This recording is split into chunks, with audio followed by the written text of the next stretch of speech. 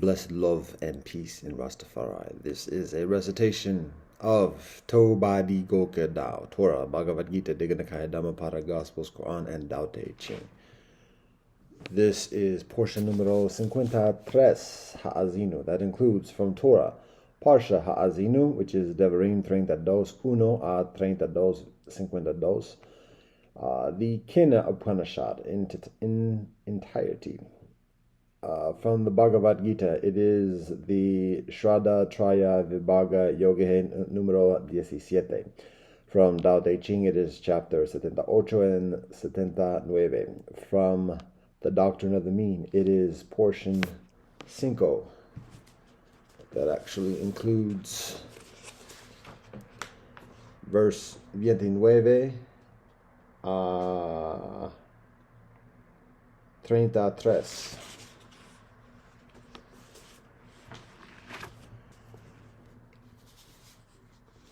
From the Digha Nikaya, it is the Dasutara Sutta, 34, chapter 2, and this concludes the cycle within the Digha Nikaya for this year. From the Dhammapada, it is the Brahmana Vaga numero 26, and this concludes our recitation of the Dhammapada this year. And in this cycle, I should say. From the Gospels, it is Acts, chapters 25 a 26. And from the Quran, it is Surah Al-Asr, Surah Al-Humaza, Surah Al-Fil, Surah Al-Quraysh, Surah Al-Ma'un, Surah Al-Qatur, Surah Al-Kautar, which are surahs 103 a 108. And from the Tanakh, it is Yehoshua, portion number 8, which is chapters 22 a 24, and that concludes our recitation of the book of Yehoshua in this cycle, this yearly cycle. That is it.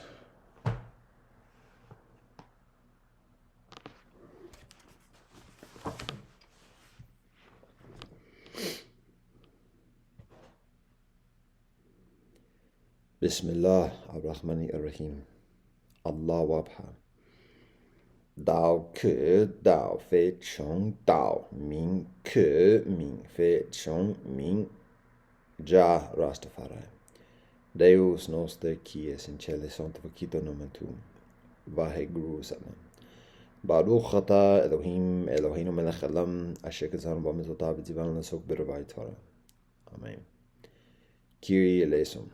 Sivamastu Savajagatahe Sabe Sata Bhavantu Sukhitata Vagabia Aquaba Upendo na Amani Fikiri na Salami Chinda Dam Peramian Libov me Womajaga Ubuntu Shabono Fakitka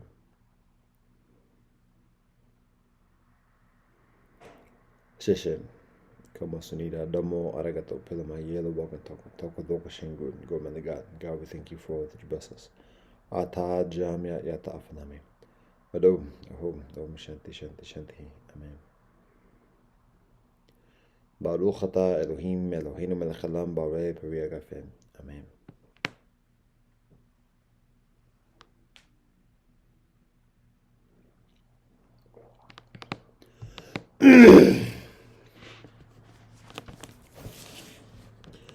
Torah Ha'azinu Devarim 32, 1 a 32, 52. Listen, O heavens, and I will speak, and let the earth hear the words of my mouth. My lesson will drip like rain, my word will flow like dew, like storm winds on vegetation, and like raindrops on grass. When I call out the name of Elohim, ascribe greatness to our God.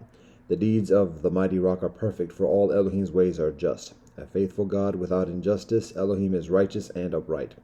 Destruction is not Elohim's, it is Elohim's children's defect, you crooked and twisted generation. Is this how you repay Elohim, you disgraceful, unwise people? Is Elohim not your creator, your master?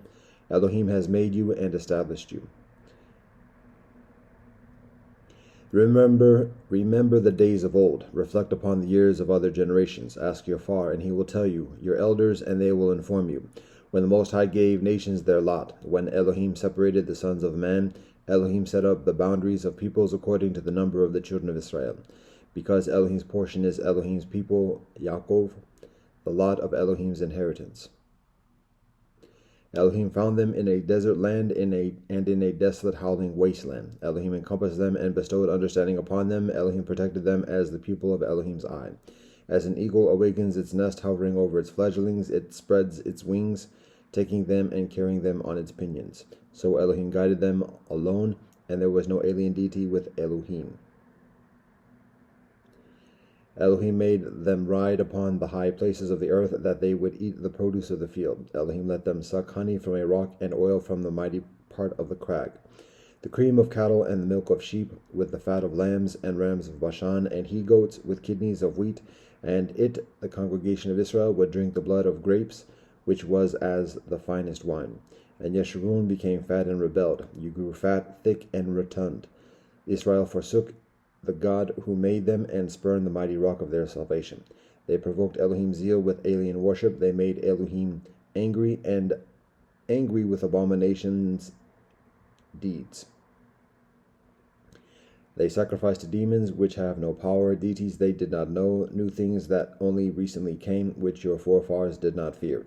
You forgot the mighty rock who bore you, you forgot the God who delivered you.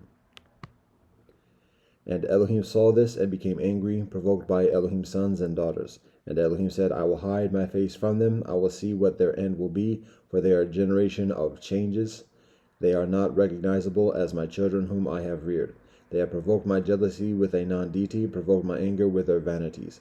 Thus I will provoke their jealousies with a non-people, provoke their anger with a foolish nation. For a fire blazed in my wrath and burned to the lowest depths. It consumed the land and its produce, setting aflame the foundations of mountains. I will link evils upon them. I will utilize up my arrows upon them. They will sprout hair from famine, attacked by demons, excised by Meriri. I will incite the teeth of livestock upon them, with the venom of creatures that slither in the dust. From outside the sword will bereave and terror from within.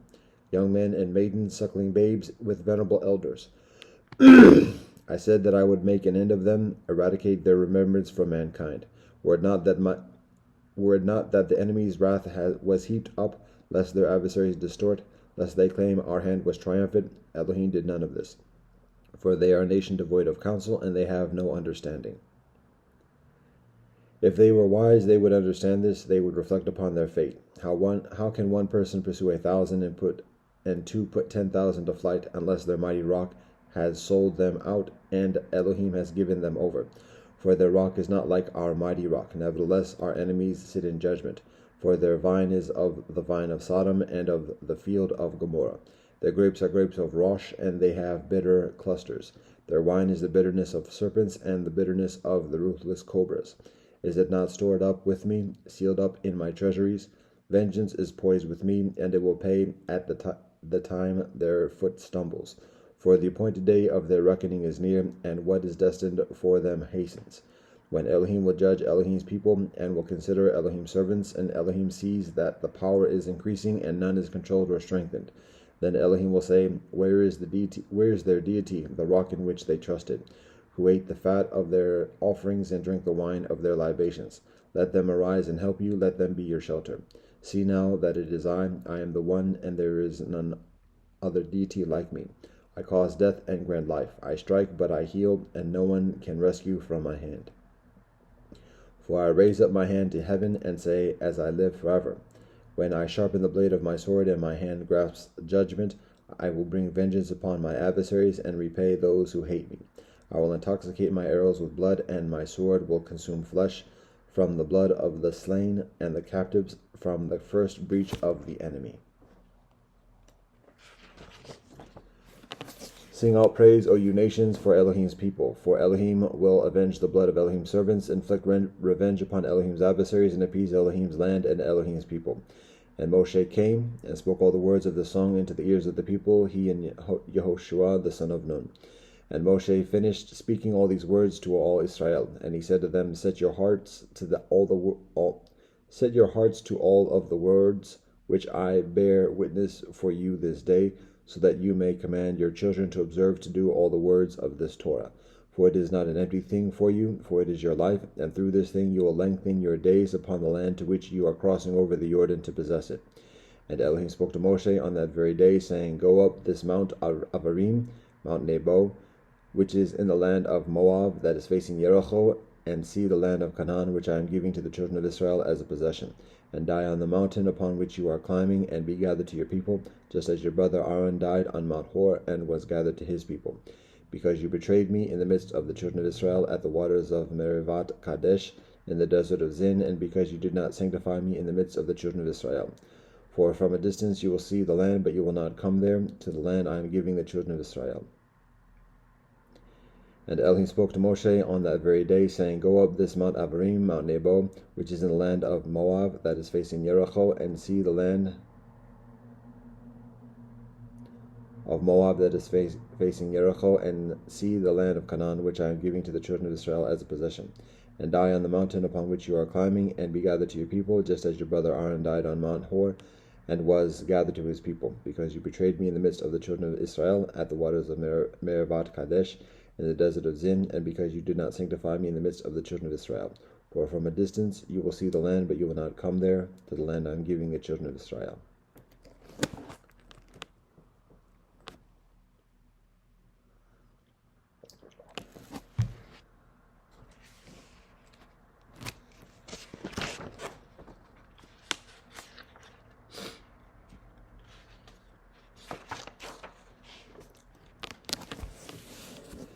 Kena Upanishad.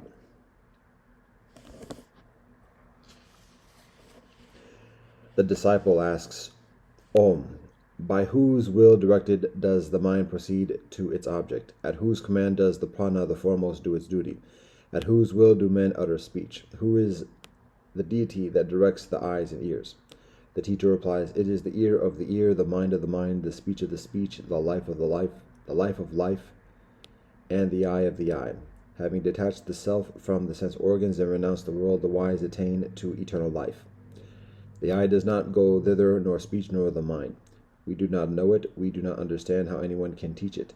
It is different from the known, it is above the unknown. Thus we have heard from the preceptors of old who taught it to us. That which cannot be expressed by speech, but by which speech is expressed. That alone know as Brahman, and not that which people here worship. That which cannot be apprehended by the mind, but by which they say the mind is apprehended, that alone know as Brahman, and not that which people here worship. That which cannot be perceived by the eye, but by which the eye is perceived, that alone know as Brahman, and not that which people here worship.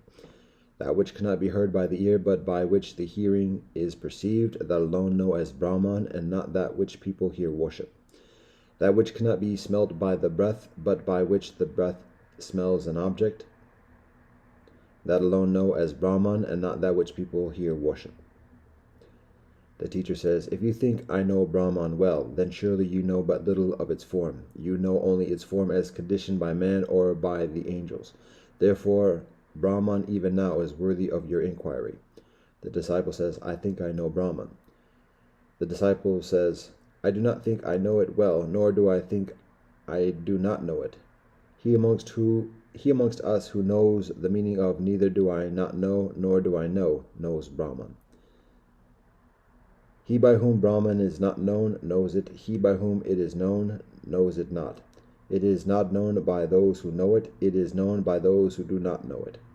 Brahman is known when it is realized in every state of mind, for by such knowledge one attains eternal life. By Atman one obtains strength, by knowledge eternal life. If a man knows Atman here, he then attains the true goal of life. He does not know it here. If he does not know it here, a great destruction awaits him.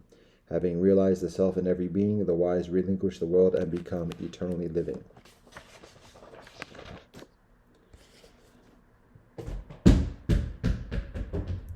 Brahman, according to this story, obtained a victory for the angels, and by that victory of Brahman the angels became elated. They said to themselves, Verily this victory is ours, verily this glory is ours alone. Brahman, to be sure, understood it and appeared before them, but they did not know who that adorable spirit was. They said to Agni, Fire, O Agni, find out who this great spirit is. Yes, he said, and hasten to it. Brahman asked him, "Who are you?" He replied, "I am known as Agni. I am also called Jataveda." Brahman said, "What power is in you, who are so well known?" Fire replied, I can burn all, whatever there is on earth." Brahman put a straw before him and said, "Burn this." He rushed towards it with all his ardor, but could not burn it. Then he returned from the spirit and said to the angels, "I could not find out who this spirit is."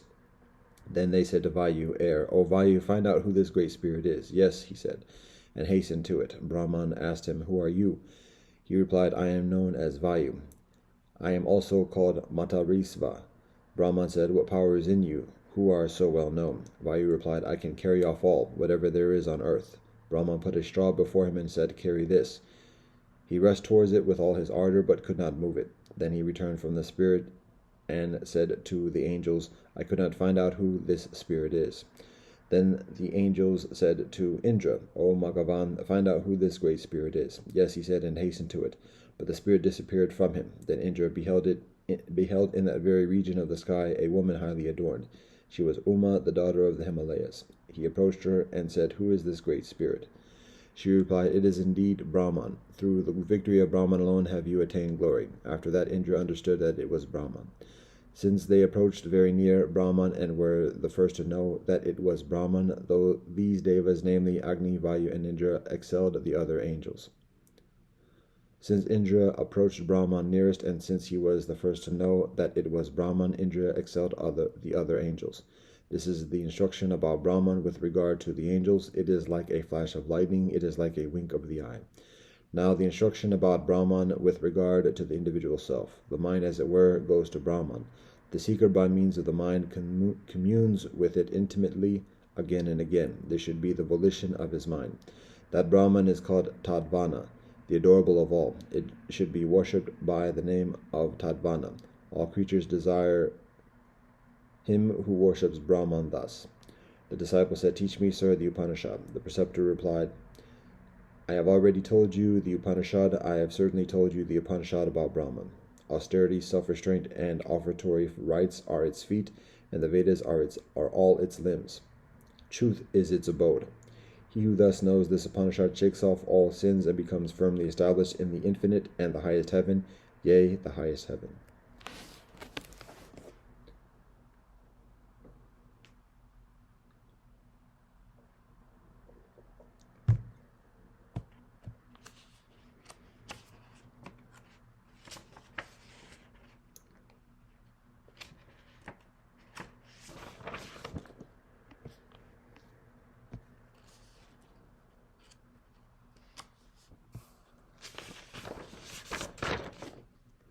Bhagavad Gita, the Shraddha Traya Vibhaga Yogahe, numero 17. Arjuna says, when men offer to the angels with faith but discard the injunctions of the scriptures, what is the nature of their devotion, O Krishna? Is it sattva, rajas, or tamas? Sri Krishna says, the faith of men born of their individual natures is of three kinds. It is characterized by sattva, rajas, or tamas. Now concerning it. The faith of each man is in accordance with his natural disposition. A man, O Bharata, is made of his faith. What his faith is, that verily he is. Men in whom sattva prevails worship the angels. Men in whom rajas prevails worship demi-angels and demons. And men in whom tamas prevails, men in whom sattva prevails honor the angels. Men in whom rajas prevails honor demi-angels and demons. And men in whom tamas prevails honor ghosts and disembodied spirits. Those vain and conceited men who, impelled by the force of their lust and attachment, subject themselves to severe austerities not ordained by the scriptures, and fools that they are, torture all their bodily organs, and me too who dwell within the body. Know that they are fiendish in their resolves. Even the food that is dear to all is of the three kinds. Likewise are all the offerings, austerities, and gifts. Hear now the distinctions between them. Food that promotes longevity, vitality, strength, health, pleasure, appetite, and that is succulent, oleaginous, substantial, and agreeable, is favored by people endowed with sattva. Food that is excessively bitter, sour, salty, hot, acrid, dry, and burning is liked by people endowed with rajas. It causes pain, grief, and disease. And food that is ill-cooked, tasteless, putrid, stale, unclean, and left over is favored by people endowed with tamas. That offering is of the nature of sattva, which is offered according to the scriptural rules by those who expect no reward and who firmly believe that it is their duty to offer. But that offering which is performed in expectation of reward and for the sake of ostentation, know that to be of the nature of rajas. And that offering which is not performed according to the scriptural rules, and in which no food is distributed, no hymns are chanted, and no fees paid, and which is devoid of faith, is said to be of the nature of tamas. Honoring of the angels, of the twice born, of teachers, and of the wise, cleanliness, uprightness, continence, and nonviolence, these are said to be the austerity of the body. Words that do not give offense, and that are truthful, pleasant, and beneficial, and also the regular recitation of the Vedas, these are said to be the austerity of speech. Serenity of mind, gentleness, silence, self-control, and purity of heart, these constitute the austerity of the mind. This threefold austerity practiced with supreme faith by a steadfast man without the desire for fruit is said to be of the nature of sattva. The austerity that is practiced in order to gain respect, honor, and reverence, and for ostentation, is said to be of the nature of rajas. Its result is uncertain and transitory. The austerity that is practiced with a determination based on foolishness, by means of self-torture, or for the purpose of ruining another, is declared to be of the nature of tamas. That gift which is made to one who can make no return, and with the feeling that it is one's duty to give, and which is given at the right place and time and to a worthy person, such a gift is held to be of the nature of sattva. But that which is given for the sake of recompense, or with the expectation of fruit, or in a grudging mood, is accounted as of the nature of rajas. And the gift that is made without respect, or with disdain, at an improper place and time, and to an unworthy person, is declared to be of the nature of tamas. Om Tat Sat. This has been declared as the threefold designation of Brahman. By means of it were created at the beginning the Brahmins, the Vedas, and the offerings. Therefore, the acts of offering, gift, and austerity enjoined by the scriptures are always begun by the followers of the Vedas with the utterance of Om. And with the utterance of Tat, and without seeking any recompense, are the various acts of offering, austerity, and gift performed by those who seek liberation. The word Sat is utilized to denote reality and benevolence, and likewise, O part of the word Sat is utilized for an auspicious action. Steadfastness in offering, austerity, and gift is also called Sat, and so too is any action connected therewith. Whatever offering or gift is made, whatever austerity is practiced, whatever ceremony is observed, it is called Asat, non-existence, if it is done without faith. It is of no account here or hereafter.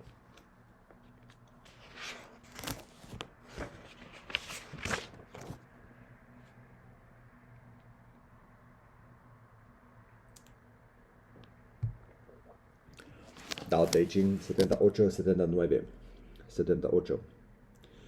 Nothing in the world is softer or weaker than water, yet nothing is better at overcoming the hard and strong. This is because nothing can replace it. That the weak overcomes the strong and the soft overcomes the hard, everybody in the world knows, but cannot put into practice. Therefore sages say, the one who accepts the humiliation of the state is called its master. The one who accepts the misfortune of the state becomes king of the world. The truth seems like the opposite. 79. After settling a great dispute, there must be remaining resentments. How can this be considered benevolence? Therefore the sage holds the left part of the contract, but does not demand payment from the other person. Those who have virtue hold the contract, those without virtue hold the collections. The heavenly Tao has no favorites. It constantly gives to the kind people.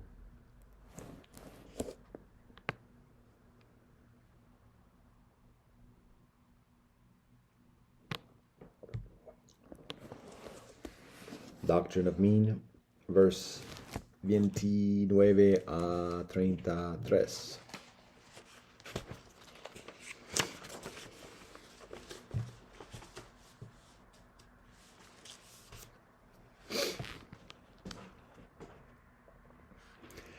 The Master says, let a man who is ignorant be fond of utilizing his own judgment. Let a man without rank be fond of assuming a directing power to himself. Let a man who is living in the present age go back to the ways of antiquity. On the persons of all who act thus, calamities will be sure to come. To no one but the Son of Heaven does it belong to order ceremonies, to fix the measures, and to determine the written characters. Now over the kingdom carriages have all wheels of the same size. All writing is with the same characters, and for conduct there are the same rules. One may occupy the throne, but if he have not the proper virtue, he may not dare to make ceremonies or music. One may have the virtue, but if he do not occupy the throne, he may not presume to make ceremonies or music. The master says, I may describe the ceremonies of the Xia dynasty, but Qi cannot sufficiently attest my words. I have learned the ceremonies of the Yin dynasty, and in Song they still continue. I have learned the ceremonies of Zhao, which are now utilized, and I follow Zhao. He who attains to the sovereignty of the kingdom, having those three important things, shall be able to effect that there shall be few errors under his government. However excellent may have been the regulations of those of former times, they cannot be attested. Not being attested, they cannot command credence, and not being credited, the people would not follow them. However excellent might be the regulations made by one in an inferior situation, he is not in a position to be honored. Unhonored, he cannot command credence, and not being credited, the people would not follow his rules. Therefore, the institutions of the ruler are rooted in his own character and conduct, and sufficient attestation of them is given by the masses of the people. He examines them by comparison with those of the three kings, and finds them without mistake. He sets them up before heaven and earth, and finds nothing in them contrary to their mode of operation. He presents himself with them before spiritual beings, and no doubts about them arise. He is prepared to wait for the rise of a sage 100 ages after, and has no misgivings. His presenting himself with his institutions before spiritual beings, without any doubts arising about them, shows that he knows heaven. His being prepared without any misgivings to wait for the rise of a sage 100 ages after, shows that he knows men.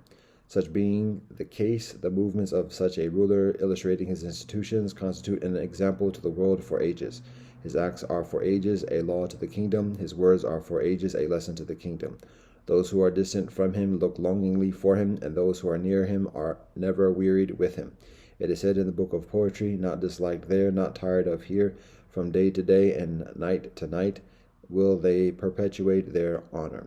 Never has there been a ruler who did not recognize this description, that obtained in early renown throughout the kingdom. Zhongni handed down the doctrines of Yao and Shun as if they had been his ancestors, and elegantly displayed the regulations of Wen and Wu, taking them as his model. Above he harmonized with the times of heaven, and below he was conformed to the water and land. He may be compared to heaven and earth in their supporting and containing, their overshadowing and curtaining all things. He may be compared to the four seasons in their alternating progress, and to the soleil and moon in their successive shining. All things are nourished together without their injuring one another. The courses of the seasons and of the soleil and moon are pursued without any collision amongst them. The smaller energies are like river currents, the greater energies are seen in mighty transformations. It is this which makes heaven and earth so great. It is only he, possessed of all sagely qualities, that it can exist under heaven, who knows himself quick in apprehension, clear in discernment, and of distant reaching intelligence, and all-embracing knowledge, fitted to exercise rule, magnanimous, generous, benign, and mild, fitted to exercise forbearance, impulsive, energetic, firm, and enduring, fitted to maintain a firm hold, self-adjusted, grave, never swerving from the mean, and correct, fitted to command reverence, accomplished, distinctive, concentrative, and searching, fitted to exercise discrimination. All-embracing is he, and vast, deep, and active as a fountain, sending forth in their due season his virtues. All-embracing and vast, he is like heaven. Deep and active as a fountain, he is like the abyss. He is seen, and the people all reverence him. He speaks, and the people all believe him. He acts, and the people all are pleased with him. Therefore his fame overspreads the middle kingdom, and extends to all barbarous tribes. Wherever ships and carriages reach, wherever the strength of man penetrates, wherever the heavens overshadow and the earth sustains, wherever the soleil and moon shine, wherever frost and dews fall, all who have blood and breath unfeignedly honor and love him. Hence he is the equal of heaven. It is only the individual possessed of the most entire sincerity that can exist under heaven, who can adjust the great invariable relations of mankind, establish the great fundamental virtues of humanity, and know the transforming and nurturing operations of heaven and earth. Shall this individual have any being or anything beyond himself on which he depends? Call him man in his ideal, how earnest is he? Call him an abyss, how deep is he? Call him heaven, how vast is he? Who can know him but he who is indeed quick in apprehension, clear in discernment, of distant reaching intelligence, and all-embracing knowledge, possessing all heavenly virtue? It is said in the book of poetry, over her embroidered robe she puts a plain single garment, intimating a dislike to the display of the elegance of the former. Just so it is the way of the superior man to prefer the concealment of his virtue, whilst it daily becomes further illustrious, and it is the way of the mean man to seek notoriety, whilst he daily goes further and further to ruin. It is characteristic of the superior man appearing insipid, yet never to produce satiety, while showing a simple negligence, yet to have his accomplishments recognized, whilst seemingly plain, yet to be discriminating. He knows how what is distant lies in what is near. He knows where the wind proceeds from. He knows how what is minute becomes manifested. Such a one, we may be sure, will enter into virtue. It is said in the book of poetry, although the fish sink and lie at the bottom, it is still quite clearly seen. Therefore the superior man examines his heart, that there be nothing wrong there, and that he may have no cause for dissatisfaction with himself. That wherein the superior man cannot be equaled is simply this, his work which other men cannot see. It is said in the book of poetry, looked at in your apartment, be there free from shame and as being exposed to the light of heaven. Therefore the superior man, even when he is not moving, has a feeling of reverence, and whilst he speaks not, he has the feeling of truthfulness. It is said in the book of poetry, in silence is the offering presented, and the spirit approached too. There is not the slightest contention. Therefore the superior man does not utilize rewards, and the people are stimulated to virtue. He does not show anger, and the people are awed further than by hatchets and battle axes. It is said in the book of poetry, what needs no display is virtue. All the princes imitate it. Therefore the superior man, being sincere and reverential, the whole world is conducted to a state of happy tranquility. It is said in the book of poetry, I regard with pleasure your brilliant virtue, making no great display of itself in sounds and appearances. The master says, amongst the appliances to transform the people, sound and appearances are but trivial influences. It is said in another ode, his virtue is light as a hair. Still a hair will admit of comparison as to its size. The doings of the supreme heaven have neither sound nor smell. That is perfect virtue.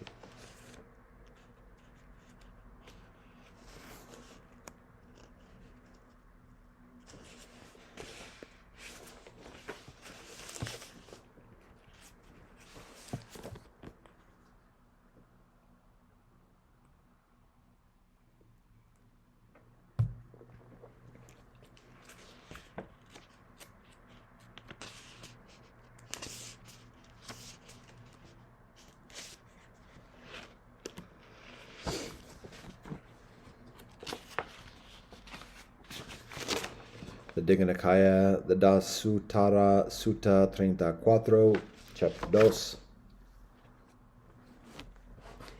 There are 8 things, friends, that helpeth much, 8 things that are to be developed, 8 things that are to be understood, 8 things that are to be eliminated, 8 things that belong to disaster, 8 things that lead to distinction, 8 things that are hard to penetrate, 8 things that are to be brought to pass, 8 things that are to be thoroughly learnt, 8 things that are to be realized, which 8 help much.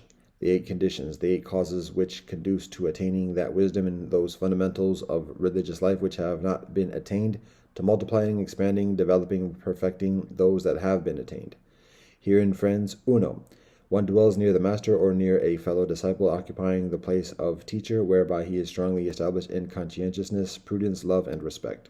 Dos, under such circumstances he approaches his teachers from time to time and asks and considers, saying, Master, how is this? How does this mean? And to him those reverend ones reveal what is hidden, make plain what is obscure, and dispel any doubts and perplexing matters.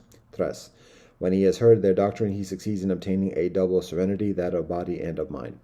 Quattro, further, friends, a brother virtuous, habitually self-restrained in the self-restraint of the canon law, proficient in behavior and propriety, seeing danger in the smallest offense, undertakes to train himself in the stages of the training. This is the 4th condition, the 8th cause of such as conduce to attaining that wisdom in the fundamentals of religious life which have not been attained, to multiplying, expanding, developing, perfecting those that have been attained. 5. Further, friends, a brother having learnt much bears what he has heard in mind and stores it up, and whatever doctrine is lovely in the beginning, in the middle, and at the end, both in the letter and in the spirit, commend a religious life that is absolutely fulfilled and made quite pure. Those doctrines are by such a brother much learnt, remembered, treasured by repetition, pondered in mind, well penetrated by intuition. This is the fifth condition, the eighth cause of such as conduce to attaining that wisdom in the fundamentals of religious life which have not been attained, to multiplying, expanding, developing, perfecting those that have been attained. Further, friends, a brother is habitually stirring up energy for the elimination of bad qualities, the evoking of benevolent qualities, indomitable, strongly progressing, and never shirking with respect to what is benevolent. This is the sixth condition of such as conduce to attaining that wisdom in the fundamentals of religious life which have not been attained, to multiplying, expanding, developing, perfecting those that have been attained. Further, friends, he is clear-minded, supremely heedful, and discriminating, noting and remembering what has long since been done and spoken. This is the seventh condition, the cause of such as conduce to attaining that wisdom in the fundamentals of religious life which have not been attained, to multiplying, expanding, developing, perfecting those that have been attained.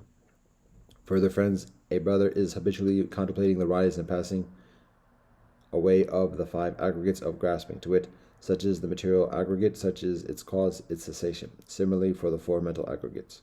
This is the eighth condition, the eighth cause of such as conduce to attaining that wisdom in the fundamentals of religious life which have not been attained, to multiplying, expanding, and developing, perfecting those that have been attained. Which eight are to be developed. The Aryan eightfold path, to wit, right views, intention, speech, action, livelihood, effort, mindfulness, concentration. Which eight are to be understood. 8 matters of worldly concern, to wit, gains and losses, fame and obscurity, blame and honor, pleasures and pains. Which 8 are to be eliminated. 8 wrong factors of character and conduct, to wit, wrong views, intention, speech, action, livelihood, effort, mindfulness, concentration. Which 8 belonging to decline. 8 bases of slackness. Herein, friends, uno. Let a brother have some work to do. He thinks there's that work I have to do, but the doing of it will tire me. Well, then I shall lie down. He lies down, he stirs up no energy to finish that which is not done, to accomplish the unaccomplished, to actualize the unactualized. Dos, or he has been working and thinks I have been working, and the doing of my work has tired me. Well, then I shall lie down. He lies down, he stirs up no energy to finish that which is not done, to accomplish the unaccomplished, to actualize the unactualized. Or he has to make a journey, and he thinks I have to make a journey, and that will tire me. Well, then I shall lie down. He lies down, he stirs up no energy to finish that which is not done, to accomplish the unaccomplished, to actualize the unactualized. Cuatro, or he has gone on his journey and reflects, I have gone on a journey, and that has tired me. Well, then I shall lie down. He lies down, he stirs up no energy to finish that which is not done, to accomplish the unaccomplished, to actualize the unactualized. Cinco, or he tours about a village or township for alms and does not obtain his fill of poor or rich food, and thinks, I've gone about village, about township for alms, and have not obtained my fill of poor or rich food. This body of me is tired and beneficial for naught. Well, then I'll lie down. He lies down, he stirs up no energy to finish that which is not done, to accomplish the unaccomplished, to actualize the unactualized. 6. Or he tours about a village or township for alms and does obtain his fill of poor or rich food, and thinks, I've gone about a village or township for alms and have obtained my fill of poor or rich food. This body of me is heavy and beneficial for naught, seems to me like a load of soaked beans. Well, then I'll lie down. He lies down, he stirs up no energy to finish that which is not done, to accomplish the unaccomplished, to actualize the unactualized. 7. Or in him some slight ailment has arisen, and he thinks, in this state it is fit I lie down. He lies down, he stirs up no energy to finish that which is not done, to accomplish the unaccomplished, to actualize the unactualized. 8. Or he has recovered from illness, has recently arisen from some indisposition, and he thinks his body is weak and beneficial for naught, and lies down, nor stirs up energy to finish that which is not done, to accomplish the unaccomplished, to actualize the unactualized. Which 8 belonging to distinction, 8 bases of setting a foot and undertaking. Herein, brethren, uno. Let a brother have some work to do. He thinks there is that work I have to do, but in doing it I shall not find it easy to attend to the religion of the Buddhas. Well, then I will stir up my energy to finish that which is not done, to accomplish the unaccomplished, to actualize the unactualized. 2. Or he has done a task and thinks I have been working, but I could not attend to the religion of the Buddhas. Well, then I will stir up energy to finish that which is not done, to accomplish the unaccomplished, to actualize the unactualized. 3. Or he has gone on a journey and thinks it will not be easy for him on his way to attend to the religion of the Buddhas, and resolves, well, then I will stir up energy to finish that which is not done, to accomplish the unaccomplished, to actualize the unactualized. 4. Or he has been on a journey but has not been able to attend to the religion of the Buddhas, and resolves, well, then I will stir up energy to finish that which is not done, to accomplish the unaccomplished, to actualize the unactualized. Cinco, or he has toured about a village or township for alms and has not obtained his fill of poor or rich food, and he thinks that under the circumstances his body is light and fit for work, and resolves, well then, I will stir up energy to finish that which is not done, to accomplish the unaccomplished, to actualize the unactualized. Seis, or he has toured and has obtained his fill and thinks that under the circumstances his body is strong and fit to work, and resolves, well then, I will stir up energy to finish that which is not done, to accomplish the unaccomplished, to actualize the unactualized. Siete, or in him some slight ailment has arisen, and he thinks it is possible that the ailment may grow worse, so that he must stir up energy to finish that which is not done, to accomplish the unaccomplished, to actualize the unactualized. Ocho, or he has recovered from illness, has recently arisen from some indisposition, and he thinks, I have recovered from illness, I have recently arisen from my indisposition, it is possible that the illness may recur. Well then, I will stir up energy to finish that which is not done, to accomplish the unaccomplished, to actualize the unactualized. Which 8 are hard to penetrate? 8 untimely, unseasonable intervals for life in a religious Sangha. Uno, a Tathagata, friends, is born into the world. Arhat, Buddha Supreme. The Dharma is taught, quenching the passions, extinguishing the passions, leading to enlightenment declared by the welfare. And this person is reborn at that time in purgatory. This is the first untimely, unseasonable period for living in a Sangha. Dos, a Tathagata, friends, is born into the world. Arhat, Buddha Supreme. The Dharma is taught, quenching the passions, extinguishing the passions, leading to enlightenment declared by the welfare, and this person is reborn at that time in the animal kingdom. This is the second untimely, unseasonable period for living in a Sangha. Tres, a Tathagata, friends, is born into the world. Arhat, Buddha Supreme. The Dharma is taught, quenching the passions, extinguishing the passions, leading to enlightenment declared by the welfare, and this person is reborn at that time amongst the Pedas. This is the third untimely, unseasonable period for living in a Sangha. Cuatro, a Tathagata, friends, is born into the world. Arhat, Buddha Supreme. The Dharma is taught, quenching the passions, extinguishing the passions, leading to enlightenment declared by the welfare, and this person is reborn at that time amongst the long-lived Deva community. This is the fourth untimely, unseasonable period for living in a religious Sangha. Cinco, a Tathagata, friends, is born into the world. Arhat, Buddha Supreme. The Dharma is taught, quenching the passions, extinguishing the passions, leading to enlightenment declared by the welfare, and this person is reborn at that time in the border countries amongst unintelligent barbarians, where there is no opening for members of the Sangha or lay brethren. This is the fifth untimely, unseasonable period for living in a Sangha. Seis, a Tathagata, friends, is born into the world. Arhat, Buddha Supreme. The Dharma is taught, quenching the passions, extinguishing the passions, leading to enlightenment declared by the welfare, and this person is reborn at that time in the middle countries, but he holds wrong opinions and has perverted vision, holding that gifts, offerings, oblations are as naught, for there is no fruit nor result of deeds well or ill done. There are no parents, nor birth without them. There are no recluses or Brahmins in the world who have attained the highest, leading perfect lives, and who, having known and actualized for each for himself the truth as to this and the next world, do reveal it. This is the sixth untimely, unseasonable period for living in a religious Sangha. Siete, a Tathagata, friends, is born into the world. Arhat, Buddha Supreme. The Dharma is taught, quenching the passions, extinguishing the passions, leading to enlightenment declared by the welfare, and though reborn at the time in the middle countries, he is stupid, dull, or deaf, and dumb, unable to know whether a matter has been well said or ill said. This is the seventh untimely, unseasonable period for living in a religious Sangha.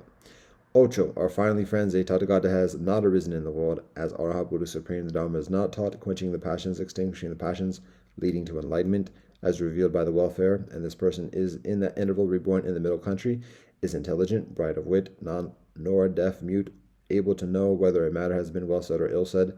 This is the eighth untimely, unseasonable period for living in a religious Sangha. Which 8 are to be brought to pass? The 8 thoughts of a Superman. This Dharma is for one of little wants, not for one of great wants, for one who is serenely content, not for the discontented, for one who is detached, not for one who is fond of society, for one who is energetic, not for the slacker, for one who has presence of mind, not a confused mind, for one whose mind is concentrated, not distracted, for one who has insight, not for the unintelligent, for one who delights not in conceit, craving, and opinion, not for one who delights therein. Which 8 are to be thoroughly learnt? 8 positions of mastery. Uno, when anyone pictures to himself some material feature of his person and sees corresponding features in others, lovely or ugly, as small, transcending this object, he is aware of doing so, thinks, I know, I see. Dos, or when he has the same experience but sees those features not as small but as infinitely great, and nevertheless transcending this object, and is aware of doing so, thinks, I know, I see. Tres, or when he sees that the features in others lovely or ugly as small, without first picturing any material feature of his own, Transcending this object, he is aware of doing so, thinks, I know, I see. Or when he sees the features in others, but sees those features not as small, but as infinitely great, and nevertheless transcending this object, and is aware of doing so, thinks, I know, I see. 5. Or when, without the personal preliminary, he sees external shapes of indigo, indigo in color, indigo in visible expanse, indigo in luster, as is the Ummah flower or a Benares muslin, delicately finished on both sides. Transcending this object, he is aware of doing so, thinks, I know, I see. 6. Or shapes of yellow, yellow in color, yellow in visible expanse, yellow in luster, as is the Kanikara flower or Benares muslin, delicately finished on both sides. Transcending this object, he is aware of doing so, thinks, I know, I see. 7. Or shapes of red, red in color, red in visible expanse, red in luster, as is the Bandu Jivaka flower or Benares muslin, delicately finished on both sides. Transcending this object, he is aware of doing so, thinks, I know, I see. 8. Or shapes of white, white in color, white in visible expanse, white in luster, as is the Matan star, or Benares muslin, delicately finished on both sides, transcends this object and is aware of doing so, thinks, I know, I see. Which 8 are to be actualized? 8 deliverances, to wit, 1. He, picturing any material feature of himself, sees such material features as they truly are. 2. Not picturing any such, he sees material features external to his own. 3. He decides that it is beautiful. 4. By passing wholly beyond all consciousness of material qualities, by the dying out of the awareness of sensory reaction, by the unheeding of any awareness of difference, he enters into and abides in that rapt ecstasy which is a consciousness of infinite space. 5. By passing wholly beyond such a sphere of consciousness, he enters into and abides in that rapt ecstasy which is a consciousness of infinitude of consciousness itself. 6. By passing wholly beyond such a sphere of consciousness, he enters into and abides in that rapt ecstasy which regards consciousness itself as nothing, whatever, a sphere of nothingness. 7. By passing wholly beyond such a sphere, he enters into and abides in that rapt consciousness which neither is nor yet is not to be called conscious. 8. By passing wholly beyond such a sphere, he enters into and abides in a state of unconsciousness, wherein awareness and feeling cease. Now these 8 things are genuine, true, thus not otherwise, not different, perfectly comprehended by the Tathagata. 9s. There are 9 things, friends, that help much. 9 things that are to be developed, 9 things that are to be understood, 9 things that are to be eliminated, 9 things that belong to disaster, 9 things that lead to distinction, 9 things that are hard to penetrate, 9 things that are to be brought to pass, 9 things that are to be thoroughly learnt, 9 things that are to be realized. Which 9 help much? The 9 states of mind and body, which are rooted in orderly thinking. To one so thinking, gladness arises, in him gladden, rapture arises, his mind in rapture, the body is satisfied, one whose body is thus appeased is at ease, he being happily at ease, the mind is stayed. With mind thus stayed, concentrated, he knows, he sees things as they truly are, and he thus seeing turns in repulsion, repelled, he becomes passionless. Hence he is set free. Dos. Which 9 are to be developed? 9 factors in wrestling for utter purity, to wit, the purification of virtues, of the mind, of views, the purification of escaping from doubt, that of intuition and insight into what is the genuine path and what is not, that of intuition and insight into progress, the purification which is intuition and insight, that which is understanding, that which is emancipation. Which 9 are to be understood? 9 spheres inhabited by beings. 1. There are beings differing in body and differing in intelligence, for instance, human beings and certain of the angels and some of those in purgatory. This is the first resting place for cognition. 2. There are beings differing in body but of uniform intelligence, for instance, the angels of the Brahma heaven, who are there reborn by means of the first jhana. This is the second resting place for cognition. 3. There are beings uniform in body and differing in intelligence, for instance, the luminous angels. This is the third resting place for cognition. 4. There are beings uniform in body and of uniform intelligence, for instance, the all-lustrous angels. This is the fourth resting place for cognition. 5. There are beings without perception or feeling. These live in the sphere of the unconscious devas. 6. There are beings who, having passed wholly beyond awareness of material qualities by the dying out of sensory reaction, by unheeding the awareness of difference, have attained to the sphere of infinite space with a consciousness thereof. 7. By passing wholly beyond such a sphere of consciousness, enter into and abides in that rapt ecstasy which is a consciousness of infinitude of consciousness itself. 8. By passing wholly beyond such a sphere of consciousness, enter into, abides in that rapt ecstasy which regards consciousness itself as nothing whatever, a sphere of nothingness. 9. By passing wholly beyond such a sphere, enter into and abides in that rapt consciousness which neither is nor yet is not to be called conscious, which 9 are to be eliminated. 9 things springing from craving, to wit, pursuit caused by craving, gain because of pursuit, decision because of gain, desire and passion because of decision, tenacity because of desire and passion, possession because of tenacity, avarice because of possession, watch and ward because of avarice, and many a bad and wicked state of things arising from keeping watch and ward over possessions, blows and wounds, strife, contradiction and retort, quarreling, slander and lies, which 9 are belonging to decline. 9 bases of quarreling thus.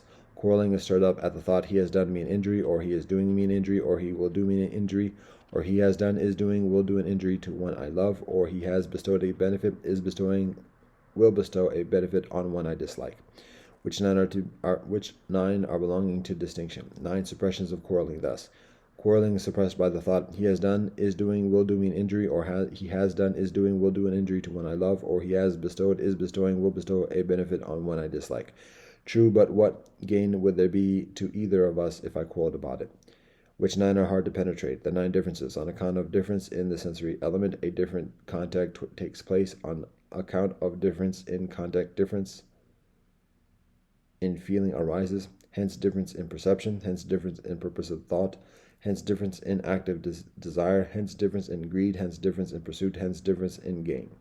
Which 9 are to be brought to pass. The 9 perceptions, to wit, perception of ugliness, of death, revulsion from nutriment, physical, sensory, mental, disaffection with everything worldly, impermanence, suffering in impermanence, no soul in that which suffers, elimination, passionlessness, which 9 are to be thoroughly learnt. Herein, friends, a brother Uno, aloof from sensuous appetites, aloof from evil ideas, enters into and abides in the first jhana, wherein there is initiative and sustained thought, which is born of solitude and is full of zest and ease. Dos. Secondly, when suppressing initiative and sustained thought, he enters into and abides in the second jhana, which is self-evoked, born of concentration, full of zest and ease. In that set free from initial and sustained thought, the mind grows calm and sure, dwelling on high. Tres. Thirdly, when a brother no longer fired with zest abides calmly contemplative, whilst mindful and self-possessed, he feels in his body that ease whereof Aryans declare, he that it is calmly contemplative and aware, he dwelleth at ease, so does he enter into and abide in the third jhana. Fourthly, by the putting aside ease and by putting aside malaise, by the passing away of the joy and the sorrow he used to feel, he enters into and abides in the fourth jhana, rapture of utter purity, of mindfulness and equanimity, wherein neither ease is felt nor any ill. 5. By passing wholly beyond all consciousness of material qualities, by the dying out of the awareness of sensory reaction, by the unheeding of any awareness of difference, he enters into and abides in that wrecked ecstasy which is a consciousness of infinite space. 6. By passing wholly beyond such a sphere of consciousness, he enters into and abides in that wrecked ecstasy which is a consciousness of infinitude of consciousness itself. 7. By passing wholly beyond such a sphere of consciousness, he enters into and abides in that wrecked ecstasy which regards consciousness itself as nothing whatever, a sphere of nothingness. 8. By passing wholly beyond such a sphere, he enters into and abides in that wrecked consciousness which neither is nor yet is not to be called conscious. 9. By passing wholly beyond such a sphere, he enters into and abides in a state of unconsciousness wherein awareness and feeling cease, which 9 are to be realized. The 9 successional cessations thus, taking each of the foregoing 9 in order by the attainment of Uno. First jhana, sensuous perception cease. 2. Second jhana, applied and sustained thought ceases. 3. Third jhana, zest ceases. 4. Fourth jhana, respiration ceases. 5. By the perception of infinite space, perception of material things ceases. 6. By the perception of infinite consciousness, perception of infinite space ceases. 7. By the perception of nothingness, perception of infinite consciousness ceases. 8. By the perception that is neither conscious nor yet unconscious, perception of nothingness ceases. 9. By the cessation of perception and feeling, perception that is neither conscious nor yet unconscious ceases. Now these 9 things are genuine, true, thus not otherwise, not different, perfectly comprehended by the Tathagata. There are 10 things, friends, that help with much, 10 things that are to be developed, 10 things that are to be understood, 10 things that are to be eliminated, 10 things that belong to disaster, 10 things that lead to distinction, 10 things that are hard to penetrate, 10 things that are to be brought to pass, 10 things that are to be thoroughly learnt, 10 things that are to be realized, which 10 help with much, 10 doctrines conferring protection. Uno. Herein, friends, the brother is virtuous, lives self-controlled, according to the self-control prescribed in the Vinaya. He has entered on a proper range of conduct. He sees danger in the least of the things he should avoid. He adopts and trains himself in the precepts. Dos. He learns much and remembers and stores up what he has learnt. Those doctrines which, excellent at the start, in the middle, at the end, in the letter, and in their contents, declare the absolutely perfect and pure religious life, these he learns to a great extent, bears them in mind, treasures them by repetition, ponders them in mind, penetrates them by intuition. 3. He is a friend and associate and intimate of men of benevolent character. 4. He is affable, endowed with gentleness and humility. He is patient and receives admonition with deference. 5. Where there are duties to be done for the seniors amongst his fellow disciples, he therein is industrious, not slothful, and exercises forethought and methods for discharging them, is capable of accomplishing, capable of organizing. 6. And further, friends, he loves the doctrine, the utterance of it is dear to him. He finds exceeding joy in the advanced teaching of both doctrine and discipline. 7. Further, friends, he is content with the necessaries of any quality, whether it be raiment, alms, lodging, drugs, and provision against sickness. 8. Further, friends, he is continually stirring up effort to eliminate bad qualities, evoke benevolent qualities, making dogged and vigorous progress in benevolent things, never throwing off the burden. 9. Further, friends, he is mindful and possessed of supreme lucidity and perspicacity, and following mentally and recollecting deeds and words long past. Yes.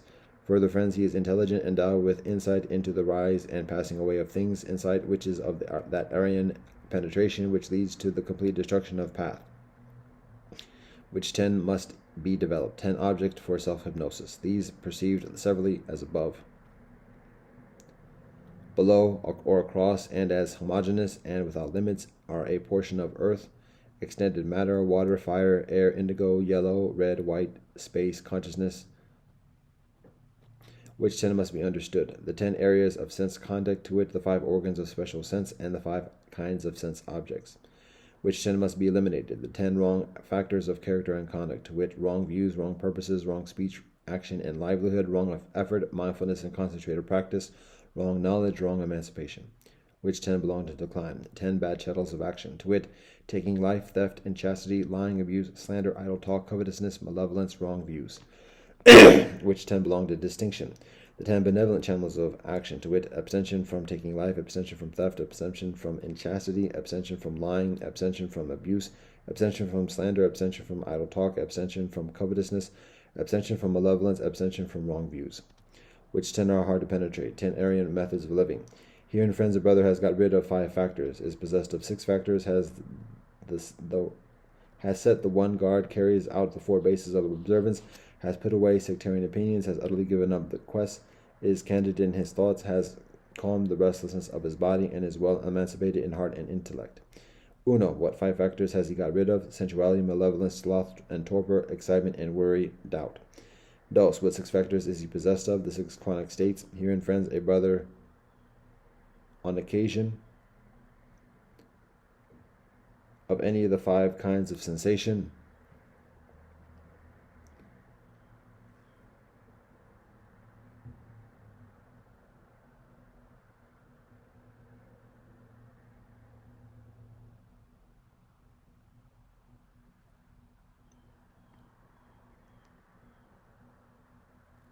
says, as well as on that of any impression or idea, is neither delighted nor displeased, but remains equable, mindful, and deliberate.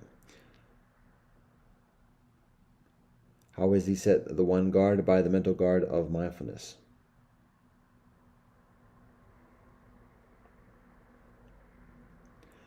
What are the 4 bases of observance? Herein a brother judges that something is to be habitually pursued, endured, avoided, suppressed.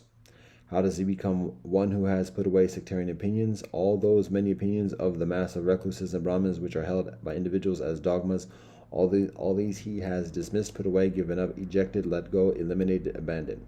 How is he one whose questing is utterly given up? He has eliminated the questing after worldly desires, the questing for rebirth, the questing for religious life.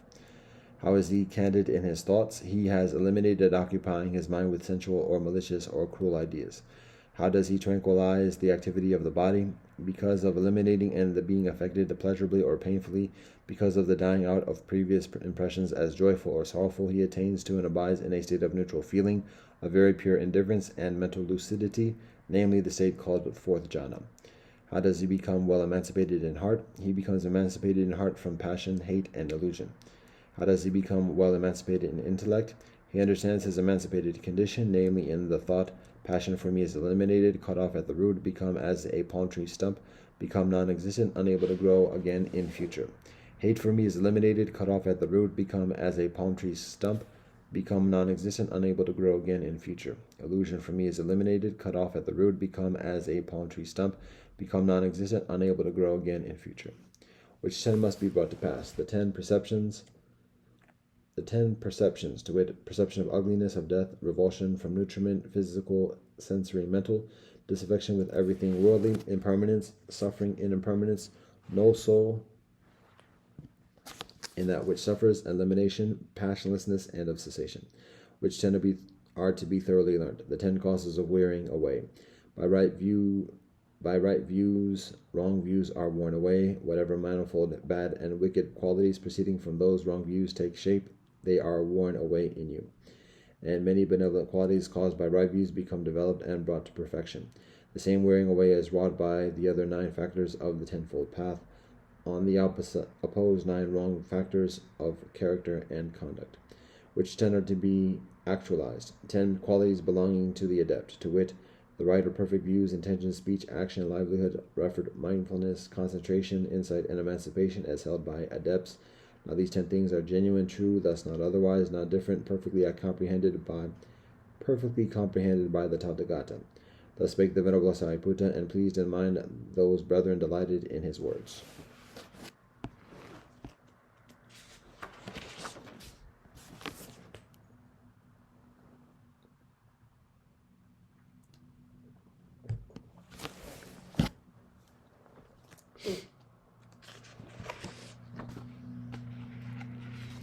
Dhammapada, the Brahmana Vaga. Yet he says, exert yourself, O holy man. Cut off the stream of craving and discard sense desires. Knowing the destruction of all the conditioned things, become, O holy man, the knower of the uncreated Nibbana.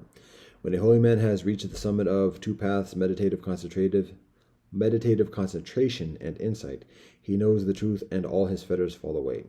He for whom there is neither this shore nor the other shore, nor yet both, he who is free of cares and is unfettered, him do I call a holy man. He who is meditative, stainless, and settled, whose work is done, and who is free from cankers, having reached the highest goal, him do I call a holy man. The soleil shines by day, the moon shines by night, the warrior shines in armor, the holy man shines in meditation, but the Buddha shines resplendent all day and all night. Because he has discarded evil, he is called a holy man. Because he is serene in conduct, he is called a recluse. And because he has renounced his impurities, he is called a renunciate. One should not strike a holy man, nor should a holy man, when struck, give way to anger. Shame on him who strikes a holy man, and further shame on him who gives way to anger. Nothing is better for a holy man than when he holds his mind back from whatever is endearing. To the extent the intent to harm wears away, to that extent does suffering subside. He who does no evil in deed, word, and thought, who is restrained in these 3 ways, him do I call a holy man. Just as a Brahmin priest reveres his offertory fire, even so should one devoutly revere the person from whom one has learned the Dhamma taught by the Buddha. Not by matted hair, nor by lineage, nor by birth does one become a holy man. But he in whom truth and righteousness exist, he is pure, he is a holy man. What is the use of your matted hair, O witless man? What of your garment of antelope's hide? Within you is the tangle of passion, only outwardly do you cleanse yourself. The person who wears a robe made of rags, who is lean, with veins showing all over the body, and who meditates alone in the forest, him do I call a holy man. I do not call him a holy man because of his lineage or high birth or high-born more. If he is full of impending attachments, he is just a supercilious man. But who is free from impediments and clinging, him do I call a holy man. He who, having cut off all fetters, troubles no further, who has overcome all attachments and is emancipated, him do I call a holy man. He who has cut off the thong of hatred, the band of craving, and the rope of false views, together with the appurtenances, latent evil tendencies, he who has removed the crossbar of ignorance and is enlightened, him do I call a holy man. He who without resentment endures abuse, beating, and punishment, whose power, true might, is patience, him do I call a holy man. He who is free from anger, is devout, virtuous, without craving, self-subdued, and bears his final body, him do I call a holy man. Like water on a lotus leaf or a mustard seed on the point of a needle, he who does not cling to sensual pleasures, him do I call a holy man. He who in this very life realizes for himself the end of suffering, who has laid aside the burden and become emancipated, him do I call a holy man. He who has profound knowledge, who is wise, skilled in discerning the right or wrong path, and has reached the highest goal, him do I call a holy man. He who holds aloof from householders and ascetics alike, and wanders about with no fixed abode and but few wants, him do I call a holy man. He who has renounced violence towards all living beings, weak or strong, who neither kills nor causes others to kill, him do I call a holy man. He who is friendly amidst the hostile, peaceful amidst the violent, and unattached amidst the attached, him do I call a holy man. He whose lust and hatred, pride, and hypocrisy have fallen off like a mustard seed from the point of a needle, him do I call a holy man. He who utters gentle, instructive, and truthful words, who imprecates none, him do I call a holy man. He who in this world takes nothing that is not given to him, be it long or short, small or big, benevolent or bad, him do I call a holy man. He who wants nothing of either this world or the next, who is desire-free and emancipated, him do I call a holy man. He who has no attachment, who through perfect knowledge is free from doubts and has plunged into the deathless, him do I call a holy man. He who in this world has transcended the ties of both merit and demerit, who is sorrowless, stainless, and pure, him do I call a holy man.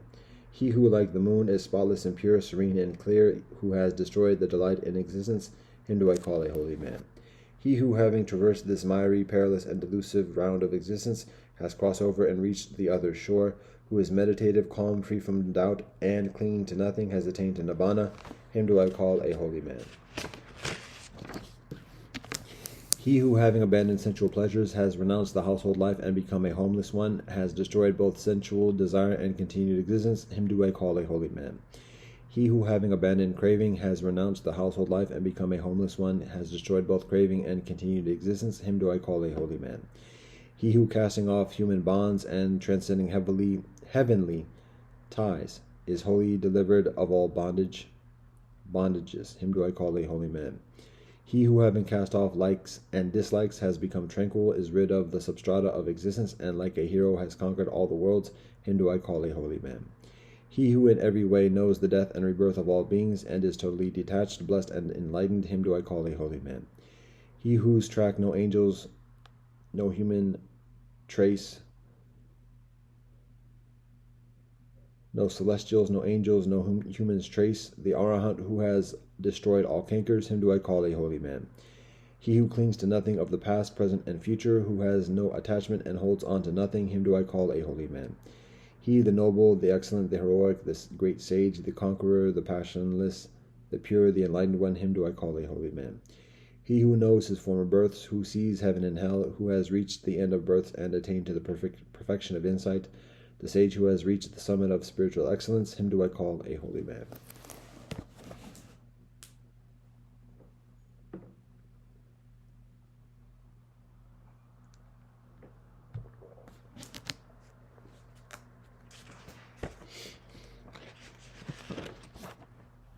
Acts, chapters 25 and 26. 3 days after arriving in the province, Festus went up from Caesarea to Jerusalem, where the chief priests and the Jewish brethren leaders appeared before him and presented the charges against Paul. They requested Festus as a favor to them to have Paul transferred to Jerusalem, for they were preparing an ambush to kill him along the way. Festus answered, Paul is being held in Caesarea, and I myself am going there soon. Let some of your leaders come with me, and if the man has done anything wrong, they can press charges against him there. After spending 8 or 10 days with them, Festus went down to Caesarea. The next day he convened the court and ordered that Paul be brought before him. When Paul came in, the Jewish brethren who had come down from Jerusalem stood around him. They brought many serious charges against him, but they could not prove them. Then Paul made his defense. I have done nothing wrong against the Jewish brethren law, or against the people, or against Caesar. Festus, wishing to do the Jewish brethren a favor, said to Paul, Are you willing to go up to Jerusalem and stand trial before me there on these charges? Paul answered, I am now standing before Caesar's court, where I ought to be tried. I have not done any wrong to the Jewish brethren, as you yourself know very well. If, however, I am guilty of doing anything deserving death, I do not refuse to die. But if the charges brought against me by these Jewish brethren are not true, no one has the right to hand me over to them. I appeal to Caesar. After Festus had conferred with his council, he declared, You have appealed to Caesar you will go. A few days later, King Agrippa and Bernice arrived at Caesarea to pay their respects to Festus. Since they were spending many days there, Festus discussed Paul's case with the king. He said, "There is a man here whom Felix left as a prisoner. When I went to Jerusalem, the chief priests and the elders of the Jewish brethren brought charges against him and asked that he be condemned. I told them that it is not the Roman custom to hand over anyone before they have faced their accusers and have had an opportunity to defend themselves against the charges. When they came here with me, I did not delay the case, but convened the court the next day and ordered the man to be brought in. When his accusers got up to speak, they did not charge him with any of the crimes I had expected. Instead, they had some points of dispute with him about their own religion and about a dead man named Jesus whom Paul claimed was alive. I was at a loss how to investigate such matters, so I asked if he would be willing to go to Jerusalem and stand trial there on these charges. But when Paul made his appeal to be held over for the emperor's decision, I ordered him held until I could send him to Caesar. Then Agrippa said to Festus, "I would like to hear this man myself." He replied, "Mañana you will hear him." The next day, Agrippa and Bernice came with great pomp and entered the audience room with the high-ranking military officers and the prominent men of the city. At the command of Festus, Paul was brought in. Festus said, "King Agrippa and all who are present with us, you see this man. The whole Jewish brethren community has petitioned me about him in Jerusalem and here in Caesarea, shouting that he ought not to live any longer. I found he had done nothing deserving of death, but because he made his appeal to the emperor, I decided to send him to Rome. But I have nothing definite to write to his majesty about him. Therefore I have brought him before all of you, and especially before you, King Agrippa, so that as a result of this investigation I may have something to write. For I think it is unreasonable to send a prisoner on to Rome without specifying the charges against him." Then Agrippa said to Paul, "You have permission to speak for yourself." So Paul motioned with his hand and began his defense. "King Agrippa, I consider myself fortunate to stand before you today as I make my defense against all the accusations of the Jewish brethren, and especially so because you are well acquainted with all the Jewish brethren, customs, and controversies. Therefore I beg you to listen to me patiently. The Jewish brethren all know the way I have lived ever since I was a child, from the beginning of my life in my own country and also in Jerusalem. They have known me for a long time and can testify, if they are willing, that I conformed to the strictest sect of our religion, living as a Pharisee. And now it is because of my hope in what God has promised our ancestors that I am on trial today. This is the promise our 12 tribes are hoping to see fulfilled as they earnestly serve God day and night. King Agrippa, it is because of this hope that these Jewish brethren are accusing me. Why should any of you consider it incredible that God raises the dead? I too was convinced that I ought to do all that was possible to oppose the name of Jesus of Nazareth.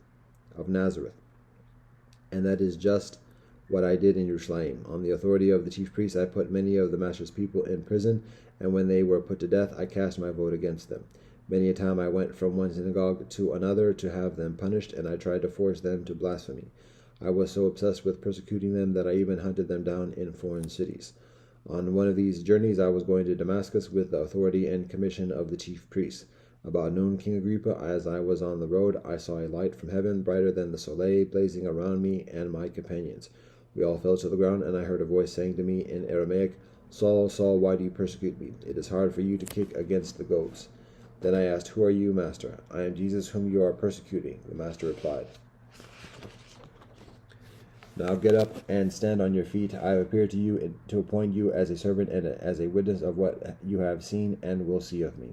I'll rescue you from your own people and from the Gentiles. I am sending you to them, to open their eyes and turn them from darkness to light and from the power of Satan to God, so that they may receive forgiveness of sins and a place amongst those who are sanctified by faith in me." So then, King Agrippa, I was not disobedient to the vision from heaven, first to those in Damascus, then to those in Jerusalem and in all Judea, and then to the Gentiles. I preached that they should repent and turn to God and demonstrate their repentance by their deeds. That is why some Jewish brethren seized me in the temple courts and tried to kill me. But God has helped me to this very day, so I stand here and testify to small and great alike. I am saying nothing beyond what the prophets and Moshe said would happen, that the Messiah would suffer, and as the first to rise from the dead, would bring the message of light to his own people and to the Gentiles.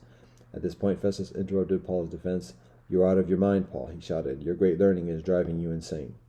"I am not insane, most excellent Festus," Paul replied, "but what I am saying is true and reasonable. The king is familiar with these things, and I can speak freely to him. I am convinced that none of this has escaped his notice because it was not done in a corner. King Agrippa, do you believe the prophets? I know you do." Then Agrippa said to Paul, "Do you think that in such a short time you can persuade me to be a Christian?" Paul replied, "Short time or long, I pray to God that not only you but all who are listening to me today may become what I am, except for these chains." The king rose, and with him the governor and Bernice and those sitting with them. After they left the room, they began saying to one another, "This man is not doing anything that deserves death or imprisonment." Agrippa said to Festus, "This man could have been set free if he had not appealed to Festus."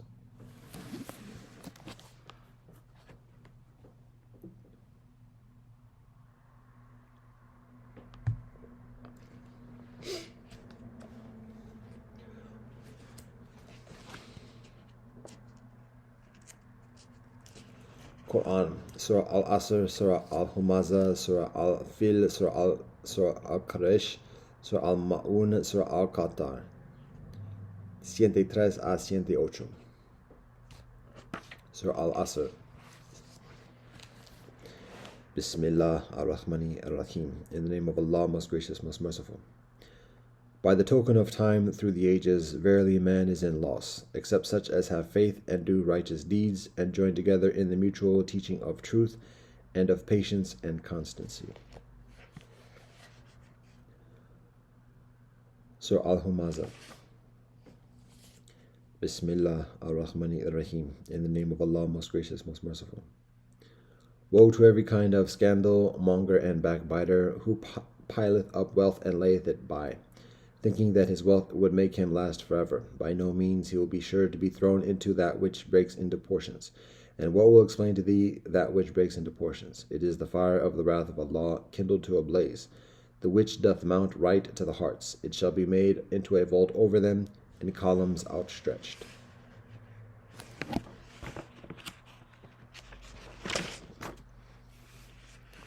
Surah Al-Fil. Bismillah ar-Rahmani ar-Rahim. In the name of Allah, most gracious, most merciful. Seest thou not how thy Lord dealt with the companions of the elephant? Did Allah not make their treacherous plan go astray? And Allah sent against them flights of birds, striking them with stones of baked clay. Then did Allah make them like an empty field of stalks and straw, of which the grain has been eaten up. Surah Al-Quraysh. Bismillah ar-Rahmani ar-Rahim. In the name of Allah, most gracious, most merciful. For the covenants of security and safeguard enjoyed by the Quraysh, their covenants covering journeys by winter and summer, let them adore the Lord of this house, who provides them with food against hunger and with security against fear of danger. Surah Al-Ma'un. Bismillah ar-Rahmani ar-Rahim. In the name of Allah, most gracious, most merciful. Seest thou one who denies the judgment to come? Then such is the man who repulses the orphan with harshness, and encourages not the feeding of the indigent. So woe to the worshippers who are neglectful of their prayers, those who want but to be seen of men, but refuse to supply even neighborly needs. Surah Al-Qatar. Bismillah ar-Rahmani ar-Rahim. In the name of Allah, most gracious, most merciful. To thee have we granted the fount of abundance, therefore to thy Lord turn in prayer and offering. For he who hateth thee, he will be cut off from future hope.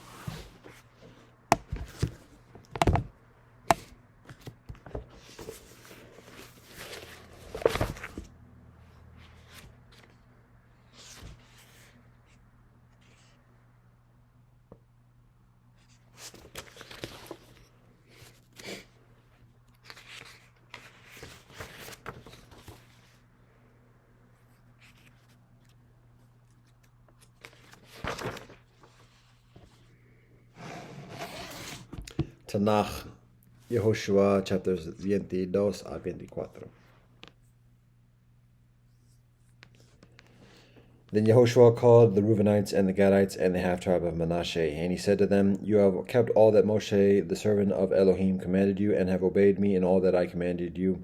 You have not left your brothers these many days to this day, but have kept the charge of the commandment of Elohim your God.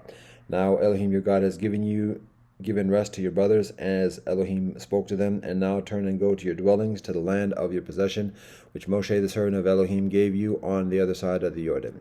Only take diligent heed to the commandment and the Torah which Moshe the servant of Elohim commanded you, to love Elohim your God, and to walk in all Elohim's ways, and to keep Elohim's commandments, and cling to Elohim, and to serve Elohim with all your heart and with all your soul.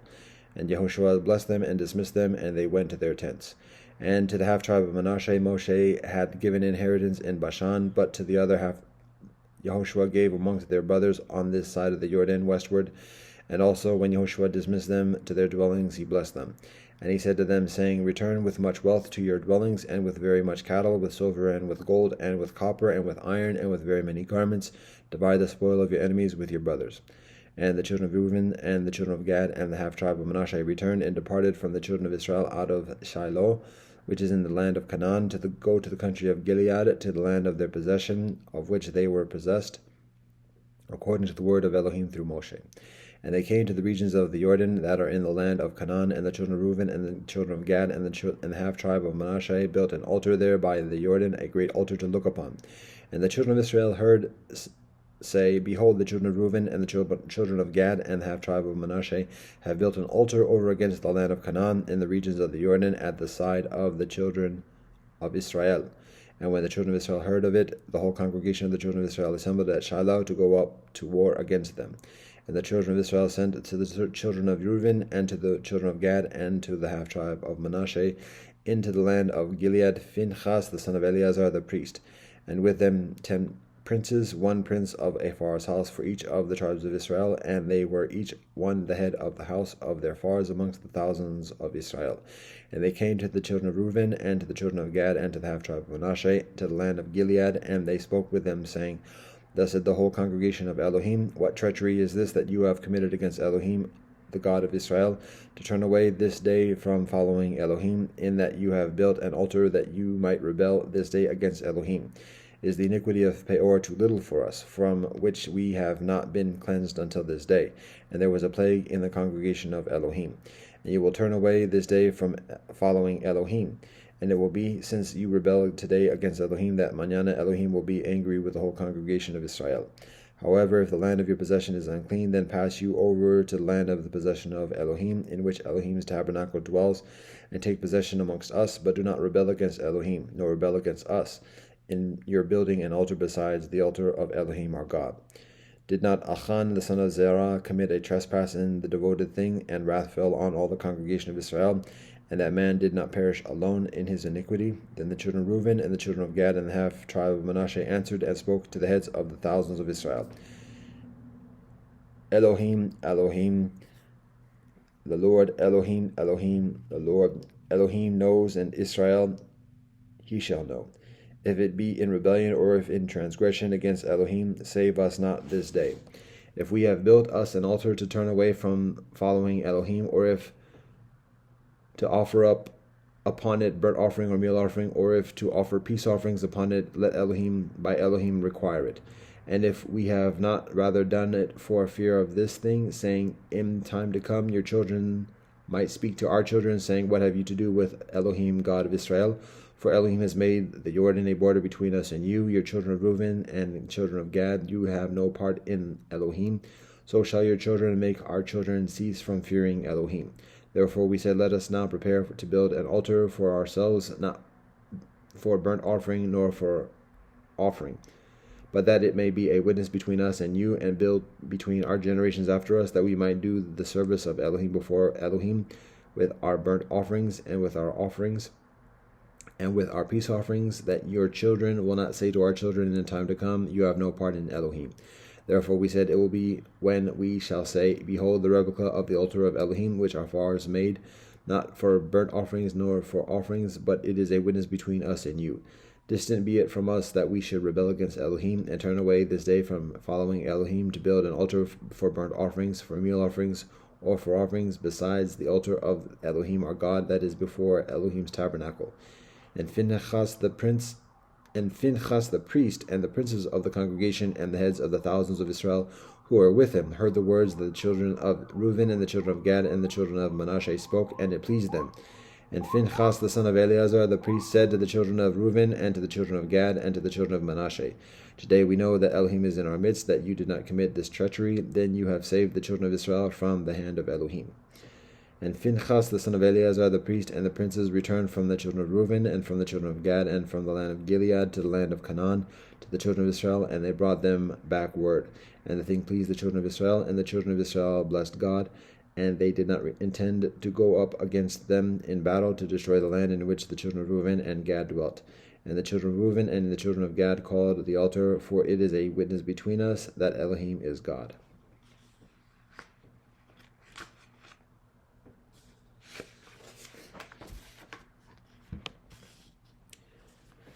And it was after many days, after Elohim had given rest to Israel from all their enemies round about, and Yehoshua was old and come along in years, that Yehoshua called all of Israel, their elders and their heads, and their judges and their officers, and he said to them, I am old and come along in years, and you have seen all that Elohim your God has done to all these nations before you. For Elohim your God, it is Elohim that has fought for you. Behold, I have allotted to you for an inheritance to your tribes these nations that remain from the Jordan, with all the nations that I have cut off to the great sea towards the setting of the Soleil. And Elohim your God, Elohim shall push them out from before you, and drive them out from before you, and you will inherit their land, as Elohim your God has spoken to you. And you shall be very resolute to keep and do all that is written in the book of the Torah of Moshe, so that you do not turn from it right or left, so that you do not come amongst these nations that remain with you, nor shall you make mention of the name of their deities, nor exact oaths by their name, and you shall not serve them, nor bow to them, but cling to Elohim your God, as you have done to this day. And Elohim has driven out from before you great and mighty nations. As for you, no man has stood before you to this day. One man of you pursued 1,000, for it is Elohim your God who wages war for you, as Elohim has spoken to you.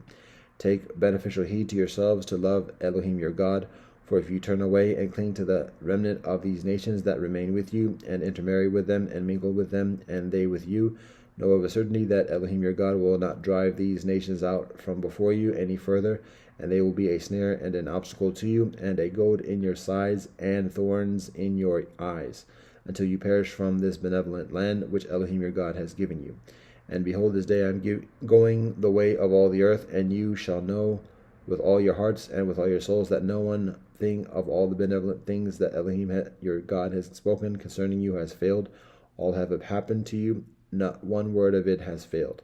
And it shall be that as all the benevolent things that Elohim your God has spoken to you have come to pass, so shall Elohim bring upon you all the evil things, until Elohim has destroyed you from this benevolent land that Elohim your God has given you. When you transgress the covenant of Elohim your God that Elohim has commanded you, and you will go and serve strange deities, and you will bow to them, then the wrath of Elohim will burn against you, and you will perish quickly from upon the benevolent land that Elohim has given you.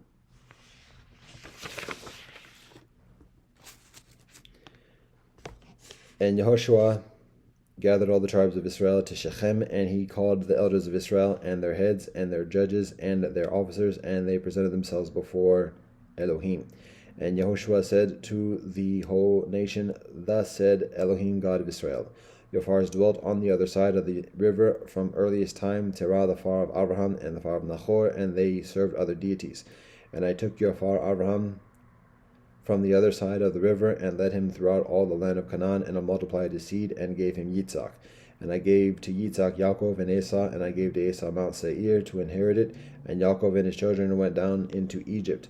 And I sent Moshe and Aaron, and I plagued the Egyptians according to that which I did in their midst, and afterwards I brought you out.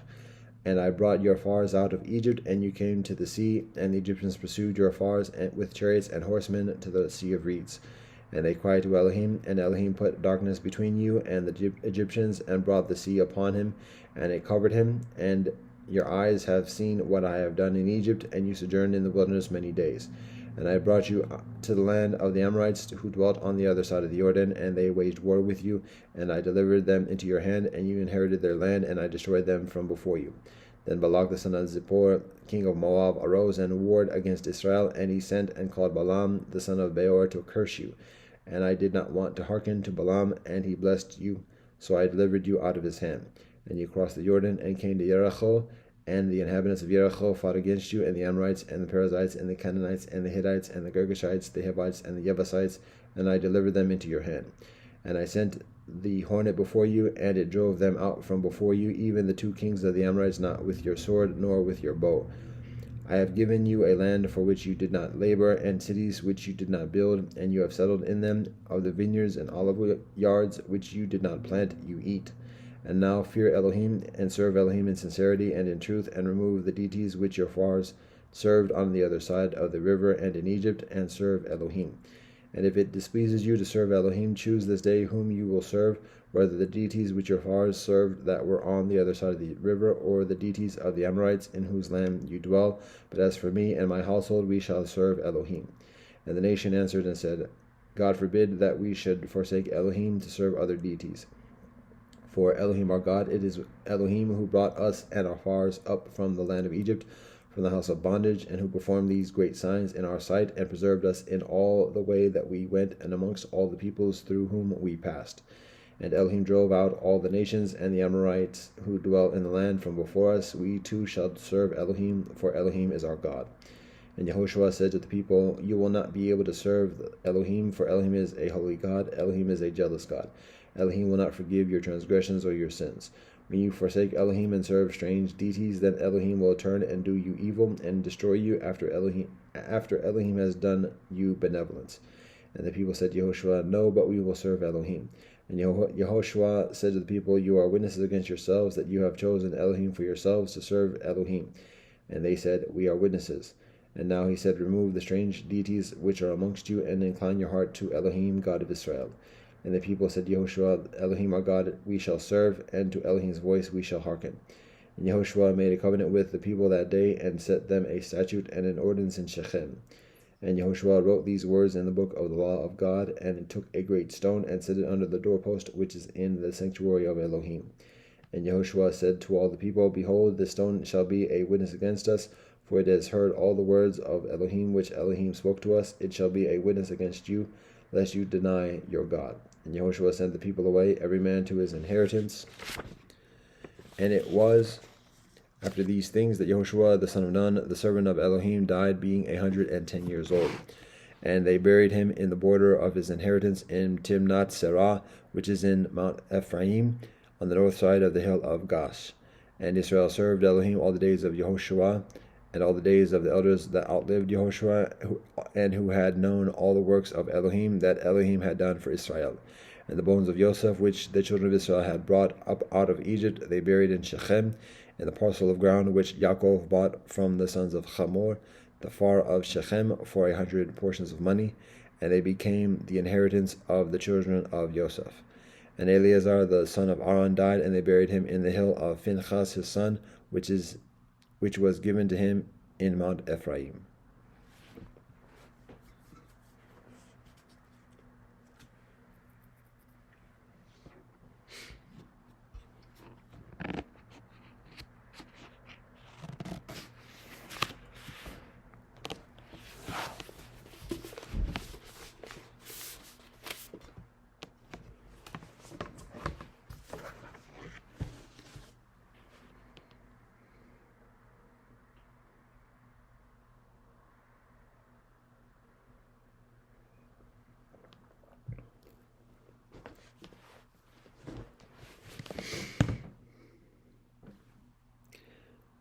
Alhamdulillah, Ar-Rahman Ar-Rahim, Allah Wabham, Dao Ke, Dao Fe Cheng, Dao Ming Ke, Ming Fe Cheng, Ming Ja, Rastafari. Deus nostre qui es in cele sanctificator nomen tuum, Vaheguru Salam. Baruch atah Elohim, Eloheinu melech haolam, asher ketzarnu bo mitzvotav v'tzivanu divrei Torah. Amen. Baruch atah Elohim, Eloheinu melech haolam, borei pari hagafe. Amen. Kyrie eleison. Sivamas tu savajikatahim, sabe sata bhavantu sukhitata. Vagabia. Akwaba upendo na amani, fakiri ne salami, chintadam permen libovmi womanjaka. Ubuntu shabana fakitka.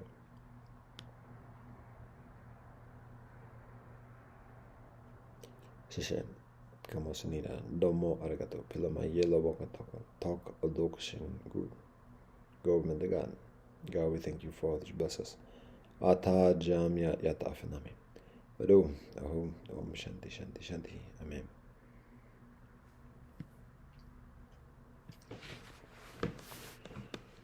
All thanks and praise to the Most High, Elohim. Blessed love and peace to all our ancestors, all our prophets, all our sages, past and present, known and unknown. Respect and honor to His Majesty Haile Selassie and Her Majesty Waizaramanen. Blessed love and peace in Rastafari. One perfect love.